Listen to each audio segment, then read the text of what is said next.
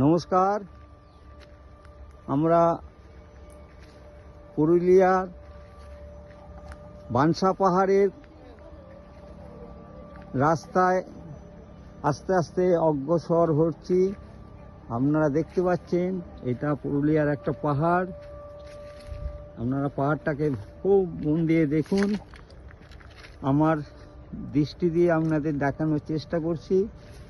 আপনারা পুরুলিয়ায় ঘুরতে আসুন আর নাই আসুন, পাহাড়ের যে সৌন্দর্য দেখুন। রাজার মতো মাথা তুলে দাঁড়িয়ে আছে আকাশ ছোঁবে বলে। আর এই হচ্ছে সব পলাশের বন, বিশাল ফরেস্ট। আমরা আস্তে আস্তে ভেতর দিকে যাচ্ছি। আপনারা দেখুন সূর্য প্রায় অস্তাচলে, এখন বাজে প্রায় 3টে। আপনাদের দেখাচ্ছি পাহাড়ের মনোরম দৃশ্য।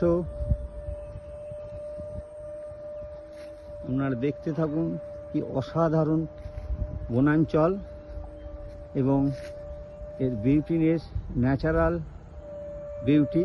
আপনারা দেখতে থাকুন পলাশের জঙ্গল আগুন লাগার মতো অবস্থা হবে আর কয়েক মাস বাদেই। আপনারা দেখতে পাচ্ছেন আমাদের টিম অনেকটা দূরে দাঁড়িয়ে রয়েছে। এই দাদা আমাদের নিয়ে এসেছে, এই দাদার টোটোতে আমরা এসেছি পাহাড়ের কোলে একদম। এই পাহাড়টার নাম কি? বানসা পাহাড়।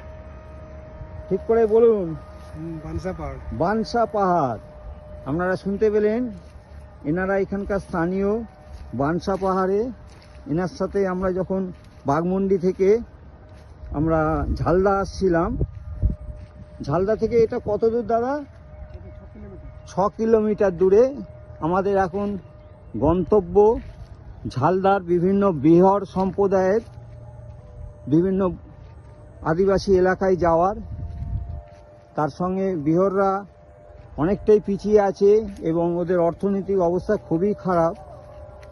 আমাদের সাথে ওরা বিভিন্নভাবে যোগাযোগ করছে, আমরা ওদেরকে যতটা পারছি সহযোগিতা করছি। ওদের মধ্যে একটা অ্যাওয়ারনেস তৈরি করছি যাতে ওরা মূল স্রোতে আসতে পারে।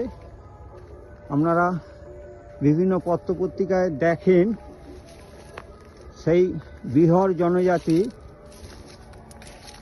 এক একটা গ্রামে বড়জোর হার্ডলি 70-80 জন করে আছে। তাও ধরুন যুবক সম্প্রদায়ের এদের মধ্যে নেই, সব পরিযায়ী শ্রমিক হয়ে চলে গেছে। আপনাদের দেখাচ্ছি এই পাহাড়ে আমরা উঠব। জানি না কতটা টেক করতে পারবো, তবু চেষ্টা করব যতটা উঁচুতে উঠে দেখা যায় পাহাড়ের ভেজিটেশন, বিভিন্ন গাছপালা কিভাবে প্রসারিত হয়ে আছে। নমস্কার।